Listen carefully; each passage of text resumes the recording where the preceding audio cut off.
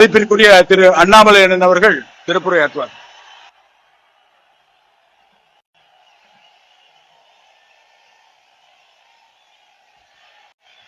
வெற்றிவேல் முருகனுக்கு, வீரவேல் முருகனுக்கு. அன்பு சொந்தங்களே, இந்து சொந்தங்களே, நாம் யாரும் கூட நிச்சயமாக பயப்பட தேவையில்லை. காரணம், வருண பகவான் இன்னும் ஒரு 1.5 மணி நேரத்துக்கு நம்மளை சோதிக்க போவது கிடையாது. இது மலை துளிகள் என்று சொல்வதை விட இது கண்ணீர் துளிகள். மேலே இருந்து பார்த்து கொண்டிருக்கக்கூடிய நம்முடைய மூத்த தலைவர்கள் தானலிங்க நாடார் ஐயாவுடைய கண்ணீர் துளி, வீரத்துறவி ராமகோபாலன் ஐயாவுடைய கண்ணீர் துளி, இதே மண்ணில தன்னுடைய சித்தாந்தத்திற்காக மதத்திற்காக வெட்டி சாய்க்கப்பட்ட ராஜகோபால் ஐயாவுடைய கண்ணீர் துளி, நான் சார்ந்திருக்கக்கூடிய பாரதிய ஜனதா கட்சியினுடைய மூத்த தலைவர்கள் ஆடிட்டர் ரமேஷ் அவர்கள், எத்தனையோ மனிதர்கள் வெட்டி சாய்க்கப்பட்டிருக்கின்றார்கள், அவர்களுடைய கண்ணீர் துளி, அருமை சகோதரர் சசிகுமார் அவர்கள் உள்ளிட்ட இயக்கத்திற்கு கடைக்கோடி தொண்டர்களாக ஒரு சித்தாந்தத்தை தாங்கி பிடித்து அந்நிய சக்திகளால் வெட்டி யாரெல்லாம் படுகொலை செய்யப்பட்டார்களோ எல்லோருடைய கண்ணீர் துளியை நாம் பார்த்து கொண்டிருக்கின்றோம். இவ்வளவு பெரிய ஒரு கூட்டம், எழுச்சியான ஒரு கூட்டம், ஒரு மதத்தை சார்ந்தவர்கள், வாழ்வியல் முறையை பின்பற்றக்கூடியவர்கள், நம்முடைய நிலத்தினுடைய கடவுள் தமிழ் கடவுள் முருகபெருமானை மையமாக வைத்து மதுரை மாநகரத்தில் சங்கமித்து இந்து முன்னணி அவர்கள் ஏற்பாடு செய்திருக்கக்கூடிய இந்த கூட்டத்திலே நாம் எல்லாம் பங்கேற்றுக் கொண்டிருக்கின்றோம். இது ஒரு சாதாரணமான ஒரு கூட்டம் இல்லைங்க. ஒரு இனம் தன்னுடைய குரலை உரக்க சொல்லிக் கொண்டிருக்கிறது, தன்னுடைய உரிமையை நிலைநாட்ட வேண்டும் என்று விரும்புகிறது, தன்னுடைய வாழ்வியல் முறையை யாரும் தொந்தரவு செய்யக்கூடாது என்று ஏங்கிக் கொண்டிருக்கிறது. அப்படிப்பட்ட இந்து சமுதாயத்தினுடைய இனத்தினுடைய சொந்தங்கள் எல்லோரும் இங்கே வந்திருக்கின்றீர்கள். பெரியவர்கள், தாய்மார்கள், சாது சன்னியாசிகள், எல்லா மடத்தினுடைய பாரம்பரியம் மிக்க மடத்தை தாங்கி பிடிக்கக்கூடிய ஆன்மீகவாதிகள் ஐயா எல்லாரும் மேடையில் இருக்கிறாங்க. RSS பேர் இயக்கத்தினுடைய மூத்த முன்னோடிகள் மேடையின் மீது இருக்கின்றார்கள். இந்து முன்னணியினுடைய தலைவர் அண்ணன் காடேஸ்வர சுப்பிரமணியம் அவர்கள் இருக்கின்றார்கள். நான் சார்ந்திருக்கக்கூடிய பாரதிய ஜனதா கட்சியினுடைய தலைவர் அன்புக்குரிய அண்ணன் நயினார் நாகேந்திரன் அவர்கள், எல்லா மூத்த தலைவர்கள் மேடையின் மீது இருக்கின்றார்கள். மிக முக்கியமாக இந்த நிகழ்ச்சிக்காக தன்னுடைய பொறுப்பை எல்லாம் விட்டு இதுதான் என்னுடைய முதல் பொறுப்பு, எங்கே சனாதன தர்மத்தில் பிரச்சனைக்கு உள்ளாக்கப்படுகிறதோ அங்கே நான் இருப்பேன் என்று சொல்லி இந்த நிகழ்வுக்கு ஆந்திரா மாநிலத்தினுடைய துணை முதல்வர் அண்ணன் பவன் கல்யாண் அவர்களும் கூட இங்கே நம்மோடு வந்து நின்று கொண்டிருக்கின்றார். அருமை சொந்தங்களை, ஒரே ஒரு நிமிஷம் யோசிச்சு பாருங்க. உலகத்துல யூதர்கள், ஜூஸ் மொத்த மக்கள் தொகையில வெறும் 0.2 விழுக்காடு இருக்கிறாங்க. 0.2 விழுக்காடு. அவர்களுடைய வாழ்வியல் முறையை தொந்தரவு செய்வதற்காக வெறும் 0.2 விழுக்காடு இருக்கக்கூடிய ஒரு இனம் 4 நாடுகளோடு சண்டை போட்டு நின்று கொண்டிருக்கின்றார்கள். 4 நாடுகளோடு. அந்த ஊர்ல இன்னைக்கு போய் நீங்க பாத்தீங்கன்னா அங்க இருக்கக்கூடிய குழந்தைகள் எல்லாம் பள்ளிக்கூடத்தை மொத்தமாக மூடி இருக்கின்றார்கள். ஹாஸ்பிட்டல் எல்லாமே கீழே கொண்டு போயிட்டாங்க, அண்டர் கிரவுண்டுக்கு. அந்த நாட்டை ஆளக்கூடிய தலைவர்கள் இதற்காகத்தான் மக்கள் எங்களுக்கு வாக்களித்திருக்கின்றார்கள், என்னுடைய வாழ்வியல் முறையை யார் தவறு செய்தாலும் வாழ்வியல் முறைக்கு தொந்தரவு செய்தாலும் எதிர்த்து நிற்போம் என்று இஸ்ரேல் நாடு நின்று கொண்டிருக்கிறது. இன்னொரு பக்கம் அமெரிக்காவை பாருங்க. நேற்று அவர்களுடைய விமானம் 37 மணி நேரம் தரையிலே படாமல் பறந்து வந்து இன்னொரு நாட்டின் மீது குண்டை வீசிவிட்டு திரும்ப சென்றிருக்கின்றார்கள். உலகம் முழுவதும் பார்க்கிறோம். ஆனா இந்தியால ஆபரேஷன் சிந்தூர் நடத்தப்பட்டால் சில மனிதர்களுக்கு பிரச்சனை. அதை நம்ம நல்லா புரிஞ்சுக்கணுங்க ஐயா. எதற்காக இந்த இனம் இங்கே ஒன்றாக நிற்கிறது, எதற்காக அதனுடைய குரல் உரக்க கேட்கப்பட வேண்டும் என்று இருந்தால், நம்ம ஊர்ல மட்டும்தான் நம்முடைய வாழ்வியல் முறையை தொந்தரவு செய்து ஏப்ரல் 22ஆம் தேதி பெஹல்காம்ல நீ எந்த வாழ்வியல் முறையை பின்பற்றுகின்றாய், நீ இந்து மதமா என்கின்ற ஒரே காரணத்திற்காக 26 மனிதர்களை தனித்தனியாக நிறுத்தி நெத்தி புட்டிலே சுற்று கொண்டு விட்டு இந்த மதம் இருக்கக்கூடாது என்று ஒருவர் நினைக்கின்றார். பதிலுக்கு பதிலாக எல்லை தாண்டி அந்த பயங்கரவாத நாட்டுக்குள்ள நம்ம போயிட்டு வரும் பொழுது மட்டும்தான் நம்முடைய நாட்டுல சில பேர்த்துக்கு பிரச்சனை. நன்றாக உணர்ந்து கொள்ள வேண்டும். நன்றாக உணர்ந்து கொள்ள வேண்டும். இஸ்ரேல் எப்படி நிக்கிறான் பாரு, அமெரிக்காக்காரர் எப்படி நிக்கிறான் பாரு. இன்னைக்கு இந்தியர்கள் முதலாக நாம் பார்க்கின்றோம், நம்முடைய கண் முன்னால் நாம வாழக்கூடிய சம காலகட்டத்தில் நாமும் எழுந்து நிற்கின்றோம். என்னுடைய வாழ்வியல் முறைக்கு பிரச்சனை வந்தால் எழுந்து நிற்பேன், திருப்பி அடிப்பேன். அன்பு சொந்தங்களே, அதற்காகத்தான் இந்த மதுரையில முருகபெருமானுடைய மாநாடு நடந்து கொண்டிருக்கிறது. காரணம், இந்துக்களை பொறுத்தவரை சின்னதாக யாராவது தொந்தரவு பண்ணா நம்ம பெருசா கண்டுக்க மாட்டோம், பரவாயில்ல மன்னிச்சு போயிடும். பெரிதாக தொந்தரவு செய்தாலும் கூட அதையும் கண்டுக்க மாட்டோம், மன்னிச்சு போயிடும் சொல்லுவோம். ஆனா இன்னைக்கு அதையெல்லாம் தாண்டி நம்முடைய வாழ்வியல் முறைக்கு தொடர்ச்சியாக பிரச்சனைகள் வந்து கொண்டே இருக்கிறது. இந்து என்பதற்காக நான் ஏற்கனவே சொன்னதை போல நம்முடைய கடைக்கோடி தொண்டர்கள் கொல்லப்படுகின்றார்கள். இந்த மதத்தை பின்பற்றினா மட்டும் நம்முடைய வாக்கை பெற்று அரசியல்வாதிகளாக அதிகாரத்தில் இருக்கக்கூடியவங்க கோவில் இப்படி இருக்கும், கூம்பு மாதிரி இருக்கும் அசிங்கப்படுத்துறாங்க. இந்து மக்கள்கிட்ட ஒற்றுமை எப்பொழுதும் வராது என்கின்ற தைரியத்துல அரசியல்வாதிகள் இன்னும் பழைய அரசியலை செய்து கொண்டிருக்கின்றார்கள். அதையெல்லாம் உடைத்து காட்ட வேண்டும். என்னுடைய கோவில்கள் பாதுகாக்கப்பட வேண்டும். எங்களுடைய வாழ்வியல் முறையில் எந்த பிரச்சனையும் வரக்கூடாது. எங்களுடைய குழந்தைகள் தைரியமா ஒரு ஸ்கூலுக்கு போனா கூட திருநூறு வச்சுட்டு போகணும். எங்களுடைய குழந்தைகள் இன்னைக்கு வட தமிழ்நாட்டில் ஒரு ஸ்கூலுக்கு போனா கூட ருத்ராட்சி கொட்டையை வெளியே அணிந்து கொண்டு செல்ல வேண்டும். இதெல்லாம் இன்னைக்கு மக்களுக்கு ஏற்படக்கூடிய பிரச்சனையாக இருக்கிறது. அன்பு சொந்தங்கள், அதற்கெல்லாம் இந்த முருகர் மாநாடு தேவைப்படுகிறது. ஒரு பக்கம் எழுச்சி, ஆளுகின்ற ஆட்சியாளர்களுக்கு எச்சரிக்கை மணி. 5 லட்சம் பேர் மதுரையில காசு கொடுக்காம கொள்கைக்காக மழை வரும் என்று தெரிந்தும் கூட்டம் அதிகமாக இருக்கும். அதுல என்னைய மதிப்பாங்களா? கடைக்கோடியில் உட்கார்ந்து இருக்கிறேன், விஐபியா, எனக்கு சேர் கொடுப்பாங்களா? எந்த கேள்வியும் இல்லாம இது என்னுடைய மாநாடு, என்னுடைய வாழ்வியல் முறையை காக்கக்கூடிய மாநாடு என்று வந்திருக்கின்றீர்கள். இதிலே எச்சரிக்கை மணி அங்க போகும். முருகபெருமான் நல்லா பாருங்க, 6 படை சாதாரணமான வீடுகள் இல்லைங்க. நல்லா பாருங்க, எல்லா வீடுகளுக்கும் ஒரு தன்மை, அறிவு, ஞானம். பழனி என்னுடைய தந்தைக்கே நான் ஒரு தாரக மந்திரத்தை சொல்லி கொடுக்கிறேன், அதற்கு ஒரு வீடு. திருமணம் செய்து கொண்டு இல்லற வாழ்க்கையிலே அமைதியாக இருப்பேன், அதற்கும் ஒரு வீடு. நல்லா யோசிச்சு பாரு. என தேவையில்லாம பிரச்சனை பண்ணினா சூரசம்ஹாரம் பண்ணிடுவேன், அதற்கும் ஒரு வீடு. சூரசம்ஹாரம் செய்துவிட்டு அமைதியாக திருத்தணியில போய் இருப்பேன், அதற்கும் ஒரு வீடு. ஆளுகின்ற ஆட்சியாளர்கள் முருக பக்தர்களை எந்த வீட்டிலே வைத்து பார்க்க வேண்டும் என்று இந்த மாநாடு மூலமாக அவர்களுக்கு தெரியும்.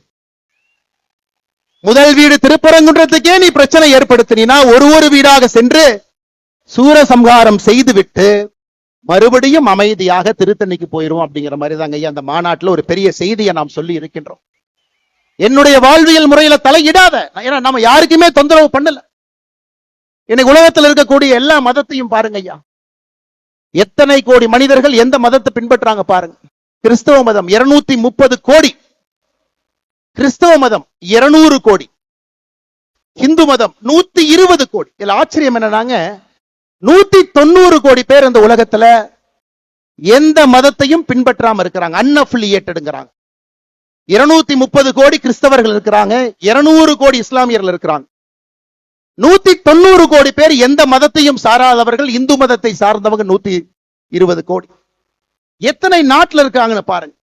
இந்த மதத்தை பின்பற்றக்கூடியவங்க எத்தனை நாட்டில் இருக்காங்க? கிறிஸ்தவ மதத்தை பொறுத்தவரை 120 நாடுகள்ல அவங்க பெரும்பான்மை. இஸ்லாமிய மதத்தை பொறுத்தவரை 53 நாடுகள் அவர்கள் பெரும்பான்மை. அன்அஃபிலியேட்டட், எந்த மதத்தையும் சாராதவன் 10 நாடுகள்ல அவர்களும் பெரும்பான்மை. ஆனா நான் இந்து மதத்தை சார்ந்தவன், 2 நாடுகள்ல மட்டும்தான் நாம் பெரும்பான்மையாக இருக்கின்றோம். இரண்டாவது, இந்த மாநாட்டினுடைய முக்கியமான நோக்கம், ஒரு இந்துவுக்கும் இந்த எழுச்சி இருக்கணுங்க ஐயா, ஒருத்தருக்கு இருக்கணும். முன்னோர்கள் எப்படி இந்த வாழ்வியல் முறையை கட்டி காத்து பத்திரமாக நம்ம கிட்ட கொடுத்துட்டு போனாங்களோ, அதே மாதிரி பத்திரமாக பாதுகாத்து நம்முடைய சந்ததியருக்கு நம்ம கொடுக்கிறோமா அப்படிங்கிற கேள்வியை எழுப்புவதற்கும் இங்கே முருகர் மாநாடு மதுரையில் நடந்து கொண்டிருக்கிறது. அன்பு சொந்தங்களே, யாருக்கோ பிரச்சனை, எனக்கு இல்ல, அந்த பிரச்சனை நமக்கு வரும். எங்கேயோ கோயில் அடிக்கிறாங்க, எனக்கு பிரச்சனை இல்லை, நமக்கு வரும். யாரோ திருச்செந்தூர்ல கியூல போய் நிக்கிறவங்க மயங்கி விழுந்து சாகுறாங்க, பிரச்சனை நமக்கு வரும். எங்கேயோ கட்டணம் வசூல் பண்றாங்க, நமக்கு அது வரும். 6 படை வீடுகள், 5 லட்சம் பேர் கடந்த 4-5 நாட்கள்ல. நேத்து மட்டுமே 1.25 லட்சம் பேருங்க. ஆறுபடையில் இருக்கக்கூடிய முருகபெருமானையும் இங்க வந்து அமைதியாக இந்து முன்னணியினுடைய வாலண்டியர்ஸ் மட்டுமே நின்று, ஒரு காவல்துறை அதிகாரி இல்லைங்க, அமைதியாக தரிசிச்சுட்டு போறாங்க. ஆனா ஆறுபடையில் இருக்கக்கூடிய ஏதாவது ஒரு கோயிலுக்கு 50 ரூபாய், 100 ரூபாய், 500 ரூபாய் கொடுக்காம நீங்க சாமி இந்த மாதிரி பார்க்க முடியுமா? கேட்டு பாருங்க. இது நம்முடைய வாழ்வியல் முறையில் இருக்கக்கூடிய பிரச்சனையை நாம் தட்டி கேட்கின்றோம். எதற்கு தமிழகத்தில் 2 சட்டங்கள் இருக்கிறது? இந்துவுக்கு ஒரு சட்டம், இந்து மதத்தை சாராதவர்களுக்கு இன்னொரு சட்டம். எதற்கு என்பதை கேட்பதற்காக மதுரை மண்ணில் என்று கொண்டிருக்கின்றோம். அன்பு சொந்தங்களே, ஏதோ இந்த மாநாடு எலெக்ஷனுக்காக. இந்து முன்னணியினுடைய பெரியவர்கள், அவர்களுக்கும் அரசியலுக்கும் சம்பந்தம் இல்லை. எனக்கு தெரியும் 2026 தேர்தலுக்கு இது சம்பந்தம் இல்லை என்றாலும் கூட மக்களுக்கு நிதி வேண்டாம், சாமி வேண்டும் என்பதை முடிவு செய்து விட்டார்கள். மக்கள் முடிவு பண்ணிட்டாங்க, யாரு சாமி யாரு நிதி நீங்க முடிவு பண்ணி. அதனால இது அரசியலுக்காக கிடையாது. இது ஒரு மிக முக்கியமாக நாம் இந்த கூட்டத்திலே ஒன்றாக சேர்ந்திருப்பது நம்முடைய வாழ்வியல் முறையை மீட்டெடுப்பதற்காக, கேள்வி எழுப்புவதற்காக. இந்த ஒரு தீர்மானமுமே நம்முடைய வாழ்வியல் முறையை தட்டி எடுப்பதற்காக. அதனால்தான் அருமை சொந்தங்களே, நாம் இன்றிலிருந்து கேள்வி கேட்க ஆரம்பிக்க வேண்டும். ஒரு பிரச்சனை என்றால் தட்டி கேட்கணுங்க ஐயா. நம்ம கண்டிப்பா பேசுறோம். தமிழகத்திலே 44,000 ஆலயங்கள், 44,000, 44,000 தமிழ்நாடு அறநிலைத்துறை கீழ இருக்கு. எப்ப வந்துச்சு பாருங்க, 1925 போர்டா வந்துச்சு, என்டோமென்ட் போர்டா. 1951 சட்டமாக வந்துச்சு. 5,25,000 ஏக்கர் இருக்கக்கூடிய ஒரு அரசு இயந்திரம். 44,000 கோவில்கள் நிர்வாகம் செய்யப்படுகின்றது. 1000 ஆண்டுகளுக்கு மேல பழமையான கோவில்கள் மட்டும் 344 கோவில்கள் அறநிலைத்துறையினுடைய கட்டுப்பாட்டில் இருக்கு. எங்கேயாச்சும் ஒரு இடத்துல ஒழுக்கமாக அறநிலைத்துறையினுடைய செயல்பாடு இருக்கான்னு நீங்க கேட்டு பாருங்க. பணம் இருப்பவனுக்கு ஒரு மாதிரி, பணம் இல்லாதவருக்கு ஒரு மாதிரி. கேள்வி கேட்டு பாருங்க. அதையெல்லாம் மாற்ற வேண்டும். ஒரு புதுவிதமாக ஆன்மீகத்தை முன்வைத்து நடக்கக்கூடிய ஒரு ஆட்சி மட்டுமல்ல, ஆன்மீகத்தை முன்வைத்து இந்த சமுதாயம் தன்னை வழிநடத்தி கொள்ள வேண்டும் என்பதற்காக இந்த முருகர் மாநாடு நடந்து கொண்டிருக்கிறது. அன்பு சொந்தங்களே, அதனால இங்க வந்திருக்கக்கூடிய எல்லோருமே முருக பக்தர்களாக வந்திருக்கிறீங்க. ஆனா போகும் பொழுது வீர பாகுவாகவும் நாங்க போறோம் அப்படிங்கறத நம்ம மறந்துடக்கூடாதுங்க. இந்த மதுரை மண்ணிலிருந்து திரும்பி செல்லும் பொழுது நமக்கு அந்த உணர்வு வேண்டும். 230 கோடி கிறிஸ்தவர்கள் என்று சொன்னேன். கடந்த 10 ஆண்டுகள்ல கிறிஸ்தவ மக்கள் தொகை உலக அளவுல 12 கோடி உயர்ந்திருக்கிறது. 200 கோடி இஸ்லாமியர்கள் என்று சொன்னேன். கடந்த 10 ஆண்டுகள்ல இஸ்லாமியர்களுடைய மக்கள் தொகை 35 கோடி உயர்ந்திருக்கிறது.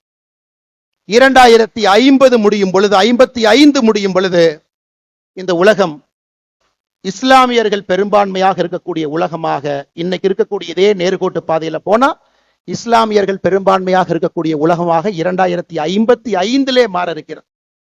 இன்னைக்கே கிறிஸ்தவர்ல பாருங்க, ஐரோப்பாவில் இருக்கக்கூடிய மொத்த கிறிஸ்தவர்களை விட வட ஆப்பிரிக்காவில் இருக்கக்கூடிய கிறிஸ்தவர்கள் அதிகம். More number of Christians are in northern part of Africa than in the whole of Europe. அதையெல்லாம் நாம் புரிந்து கொள்ள வேண்டும். நம்முடைய கலாச்சார சின்னங்கள் எங்கேயும் யாரும் அழிக்க கூடாது. ஒருவர் கூட மதம் மாறக்கூடாது. மதம் மாறினவங்களை திரும்பி கொண்டு வர வேண்டும். 120 கோடி இருக்கக்கூடிய உலகத்துல இன்னைக்கு 4வது பெரும்பான்மை சமுதாயமாக இருக்கின்ற நம்முடைய சமுதாயம் தொடர்ந்து இதே போல இருக்கணும். காரணம், இன்னைக்கு தமிழகத்தினுடைய அரசியல் களத்துல பாத்தீங்கன்னா தமிழ் வேறு, ஆன்மீகம் வேறு, இலக்கியங்கள் வேறு என்று பிரித்திருக்கின்றார்கள். ஆனா நம்ம ஊர்ல அப்படி பிரிக்க முடியாது. எந்த மொழிக்கும் இல்லாத ஒரு பெருமை நமக்கு மட்டும்தான் இருக்கு. தமிழும் ஆன்மீகமும் இலக்கியமும் ஒன்றாக இருக்கக்கூடிய ஒரே கலவையாக இந்த வாழ்வியல் முறை இருக்கு. இன்னைக்கு கந்தர் சஷ்டி கவசம் நம்ம பாடுறோங்க, 20 நிமிஷம் நம்ம பாட போறோம். இது முருகனுக்காக பாடக்கூடிய ஒரு பாட்டா? கேள்வி நம்பர் 1. இல்ல இது ஒரு மந்திர நூலா? இந்த நூலுக்குள்ள ஒரு மந்திரம் இருக்கு, சில பேர் அதையும் சொல்றாங்க. அதையெல்லாம் தாண்டி கந்த சஷ்டி கவசத்தை மட்டும் பாடினீங்கன்னா போதும், இருக்கக்கூடிய எல்லா பிரச்சனைகளும் காணாம போயிடும். இது 3 விதமாக இலக்கியமாக பார்க்கின்றார்கள், பக்தியாக பார்க்கிறாங்க, ஆன்மீகமா பார்க்கிறாங்க. கந்த சஷ்டி கவசம், கந்தங்கிறது என்னங்க ஐயா? நம்முடைய தொப்புள் கொடி எங்க இருக்கோ அங்கே இருந்து 2 இன்ச் கீழே வந்தீங்கன்னா நாபி கமலம் இருக்குங்க. உடம்பிலே சில இடத்துல மட்டும்தான் நம்முடைய நர்வஸ் சிஸ்டம் அங்க மட்டும்தான் போய் எண்டாவதுங்க ஐயா, பாதங்கள்ல கைகள்ல. அதே போல தொப்புளுக்கு கீழே 2 இன்ச்ல அது போய் நிக்குது. அதை பழைய தமிழ்ல 18ஆம் நூற்றாண்டுல சென்னி மலையில இந்த நூலை முதலாக சுப்பிரமணிய சாமிக்கு முன்னாடி ஏற்றிய பொழுது தேவராய சுவாமிகள் அவர்கள் கந்த என்று குறிப்பிட்டது நம்முடைய தொப்புள் கொடிக்கு கீழே இருக்கக்கூடிய 2 இன்ச் பகுதியில் இருக்கக்கூடிய பகுதி சஷ்டி. இன்னைக்கு சஷ்டி ஒரு நாளாக கொண்டாடுகின்றோம். ஆனா பழைய தமிழ்ல சஷ்டி என்றால் அது சட்டி.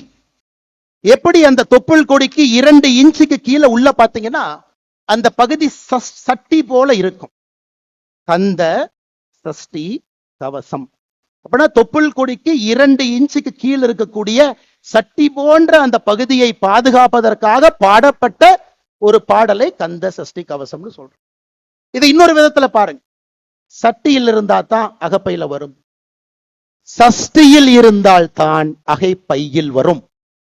சஷ்டியில விரதம் இருக்கிறீங்கன்னா அகைப்பையில உயிர் உண்டாகும் என்பதற்காக சொல்லப்பட்டது. இந்த முழு கந்த சஷ்டி கவசத்துல அவ்வளவு சயின்ஸ் இருக்குதுங்க. இன்னைக்கு விஞ்ஞானத்திற்கு என்னவெல்லாம் தேவையோ எல்லா கந்த சஷ்டி கவசத்துல இருக்கு. அதனால்தான் நம்மை வாழ்வியல் நெறி என்று சொல்லுகின்றோம். தமிழ் மொழியிலே ஆன்மீகமும் அறிவியலும் கலந்திருக்கிறது என்று சொல்லுகின்றோம். இந்த மொழியை பிரிச்சு பார்க்க முடியாது. அதை திரும்ப எப்ப நம்ம மையப்பகுதி கொண்டு வர போகின்றோம்? ஒரு கந்த சஷ்டி கவசத்திலிருந்து ஆரம்பிச்சு ஒரு விஷயம் நாம் பேசலாங்க ஐயா, ஒரு விஷயம். அன்பு சொந்தங்களே, இன்று நாம் பாடக்கூடிய கந்த சஷ்டி கவசத்தை முழுமையாக நாம் பாடுவோம். சஷ்டி ஒரு நாள்லையும் முருகன் கோவில்ல வரும்பொழுதெல்லாம் கந்த சஷ்டி கவசத்தை பாடுவோம். அதையெல்லாம் தாண்டி இங்க இருக்கக்கூடிய மனிதர்களுக்கு பெரிய வேலை இருக்குதுங்க. வட இந்தியாவுக்கு போனீங்கன்னா மகா புராணங்கள் என்று சொல்லுவார்கள். 18 மகா புராணங்கள் இருக்கு. ஏன்னா தமிழ்நாட்டில் அரசியல்வாதிகள் அப்படியே பிரிச்சுட்டு போயிடுவாங்க. முருகன் வந்து தமிழ் கடவுள் மட்டும்தான். முருகன் வந்து வட இந்தியால யாருக்குமே முருகனை தெரியாது. வட இந்தியாவில் இருக்கக்கூடிய மகா புராணத்தை எடுத்துக்கிட்டீங்கன்னா 18 மகா புராணமும் சேர்ந்து 95,000 ஸ்லோகன் இருக்கு. ஆனா ஒரே ஒரு ஸ்கந்த புராணத்துல மட்டும் 1,00,000 ஸ்லோகன் இருக்கு. ஸ்கந்த புராணம் எப்ப வந்துச்சு? அதை கண்டுபிடிச்சது ஆங்கிலேயன். கேம்பிரிட்ஜ் பல்கலைக்கழகத்தில் இருக்கக்கூடிய செசில் பெண்டால் 1898 நேபாள ஓலைச்சுவடைகளை கண்டுபிடித்து இதுதான் ஸ்கந்த புராணம் கண்டுபிடிச்சாங்க. ஆனா இன்னைக்கு அவர் கண்டுபிடித்தது வெறும் 81,000 ஓலைச்சுவடிகள் தான், ஸ்லோகங்கள் தான். அப்படி என்றால் அவ்வளவு விஷயம் இருக்குதுங்க, அவ்வளவு விஷயங்கள் இருக்கு. நிறைய நாம் என்ன கண்டுபிடிக்கணும். ஆட்சியாளர்கள் அதற்காக நிதி கொடுக்கணும். நம்முடைய பண்டைய தமிழ் நாகரீகம், கலாச்சாரம், வழிபாடு எல்லாத்தையும் தேடி தேடி படிக்கணும். ஏன்னா இன்றைய காலகட்டத்திற்கு தேவையான எல்லா பிரச்சனைகளுக்கான தீர்வு அதில் இருக்குதுங்க ஐயா. ஒரே ஒரு உதாரணம் இன்னைக்கு நாம சொல்றோங்க ஐயா. இன்னைக்கு நாம சொல்ற திருப்புகளே பாத்தீங்கன்னா அதிர்ஷ்டவசமாகத்தாங்க ஐயா அச்சுக்கு வந்துச்சு. 2 உதாரணத்தை மட்டும்தான் நான் கொடுக்குறேங்க. 1871 கடலூர் கோர்ட்ல சண்டை போட்டுக்கிறாங்க சிதம்பரம் கோவிலுடைய தீட்சிதாரும் ஆங்கிலேயர்கள். அன்னைக்கும் தீட்சிதார்கள் சொல்றாங்க இந்த கோவில்ல வழிபடுற உரிமை எங்களுக்கு மட்டும்தான் இருக்கு. வெள்ளக்கார ஜட்ஜு சொல்றாரு, எப்படி வழிபடுவீங்க, பாடி காட்டுங்க அப்படின்னு.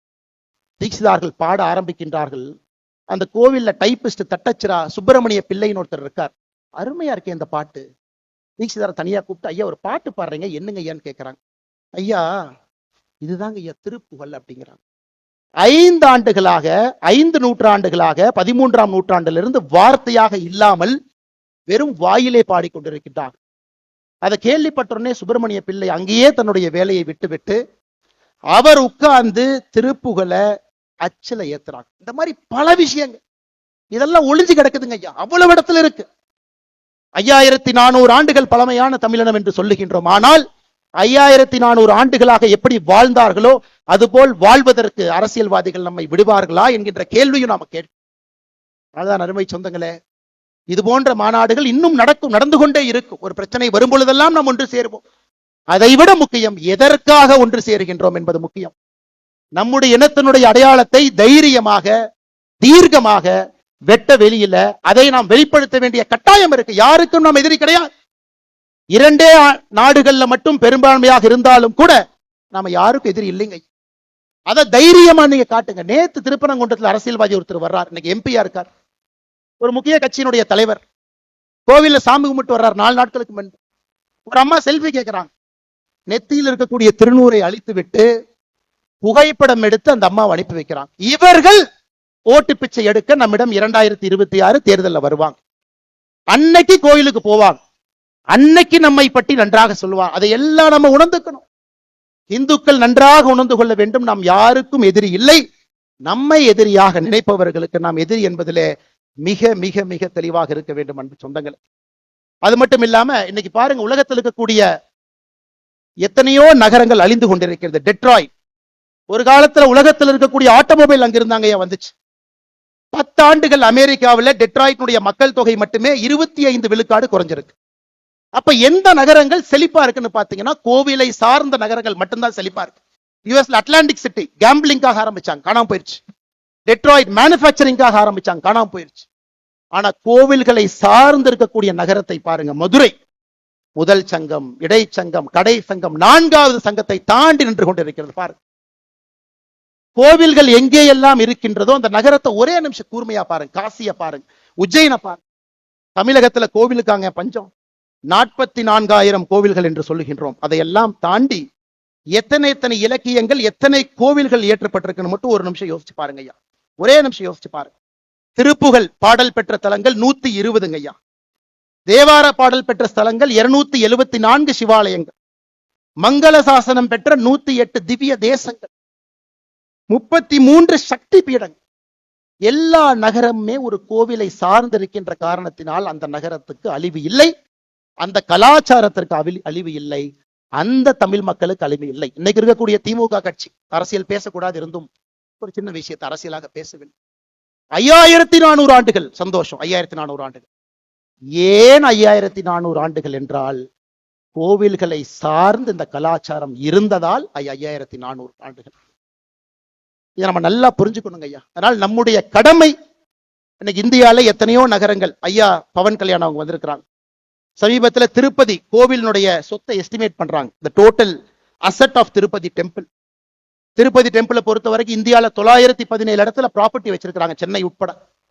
மொத்தமாக அசஸ் பண்ணி பார்த்தா திருப்பதி மட்டுமே 2,47,000 கோடி ரூபாய் சொத்து திருப்பதியில் இருக்கக்கூடிய ஏழுமலையானுக்கு இருக்கு. 2,47,000 கோடி. தமிழ்நாடு அரசனுடைய ஒரு பட்ஜெட்டுங்கிறது 3 லட்சம் கோடிங்க ஐயா.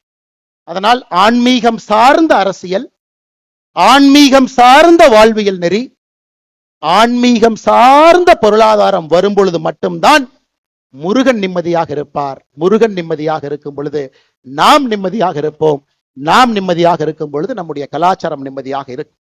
அன்பு சொந்தங்களே, இதையெல்லாம் நீங்க கொஞ்சம் கவனத்தில் எடுத்துக்கங்க. எவ்வளவு தூரம் வந்திருக்கிறீங்க. போகும் பொழுது வரும் பொழுது எதுவும் நமக்கு நடக்காது. காரணம், எப்பொழுதும் முருகபெருமான் நம்ம கிட்ட இருந்து பார்த்துக்கிட்டே இருக்கிறான். எனக்கு முன்பு சிரவை ஆதீனம் சாமி பேசும் பொழுது ஒரு அற்புதமான கந்தர் அலங்காரத்தை சொல்லிட்டு இதை மட்டும் சொல்லுங்க போதும் என்றார். ஐயாவுடைய அனுமதியோடு மறுபடியும் உங்கள் முன்னாடி நான் சொல்றேன். நாள் என் செய்யும். இன்னைக்கு நாள் சரியில்லை, செவ்வாய்க்கிழமை பண்ணாதீங்க, புதன்கிழமை பண்ணாதீங்க. நாள் என் செய்யும், வினைதான் என் செய்யும். ஒரு வினை என்னதான் பண்ணிரும். என்னை நாடி வந்த கோள் என் செய்யும். சனி பகவான் வந்துட்டாரு, சுக்கர பகவான் வந்துட்டாரு, சூரிய பகவான் வந்துட்டார். கொடும் கூற்று என் செய்யும். நாள் என் செய்யும், வினைதான் என் செய்யும், என்னை நாடி வந்த கோள் என் செய்யும், கொடும் கூற்று என் செய்யும். குமரேசர் இரு தாளும் சிலம்பும் சதங்கையும் தண்டையும் சண்முகமும் தோளும் கடம்பும் எனக்கு முன்பே வந்து தோன்றின. இது நம்முடைய கந்தர் அலங்காரத்துக்கு அருணகிரிநாதர் சுவாமிகள் சொன்னது. எப்பொழுதுமே ஆண்டவன் நம்மோடு இருக்கின்றான், நம்மை பாதுகாத்துக் கொண்டிருக்கின்றார். எப்பொழுதும் நம்முடைய வாழ்வு சிறப்பாக இருக்கும். அதனாலதான் பாருங்க, மழை வந்த மழை கூட நின்று இருக்கிறது. ஏன்னா பவன் கல்யாணம் அவங்க பேசி கந்தர் சஷ்டி கவசம் முழுவதுமாக முடிந்து அதன் பிறகு தீபாராத்தனை சாமிக்கு காட்டி நமக்கு காட்டும் வரை மழை வரப்போவது கிடையாது. கண்ணீர் துளிகள் மட்டும் வந்து கொண்டிருக்கும். இப்படிப்பட்ட சிறப்பாய்ந்த ஒரு மாநாடு நடத்தியதற்கு, இந்துக்களை எல்லாம் ஒருங்கிணைத்து காட்டியதற்கு, எத்தனையோ மனிதர்கள் பெயர் தெரியாம இந்த இயக்கத்துல டிராபிக்கை ரெகுலேட் பண்ணிட்டு இருக்கிறாங்க. முன்னாடி இல்லாம ரோட்ல அவ்வளவு பேர் நிற்கிறாங்க. அத்தனை இந்த பேர் இயக்கத்தினுடைய தொண்டர்கள் நின்று கொண்டிருக்கின்றார்கள். பாரதிய ஜனதா கட்சியினுடைய தொண்டர்கள் வந்திருக்கின்றீர்கள். அனைத்து இந்திய அண்ணா திராவிட முன்னேற்ற கழகம் சார்பாக 4 முன்னாள் அமைச்சர்கள் தொண்டர்கள் வந்திருக்கின்றார்கள். சாதாரண பொதுமக்கள் வந்திருக்கின்றார்கள். முருக பக்தர்கள் வந்திருக்கின்றார்கள். அழைப்புதல் வாங்கிய கட்சி தலைவர்கள் எல்லோரும் தங்களுடைய தொண்டர்களை, தலைவர்களை அனுப்பியிருக்கின்றார்கள். அப்படிப்பட்ட சிறப்பு வாய்ந்த மாநாடாக நம்முடைய அக்கா கனிமொழி அவர்கள் சொன்னது போல இன்னி தமிழ்நாட்டில் மதுரை முருகர் மாநாட்டுக்கு முன்பு, மதுரை முருகர் மாநாட்டுக்கு பின்பு என்றுதான் அரசியல் சரித்திரம் இருக்கும். அதை நடத்தி காட்டியதற்காக என்னுடைய மனமார்ந்த வாழ்த்துக்களையும் நன்றிகளையும் தெரிவித்துக் கொள்கின்றேன். நன்றி, வணக்கம். பாரத் மாதா கி ஜெய்.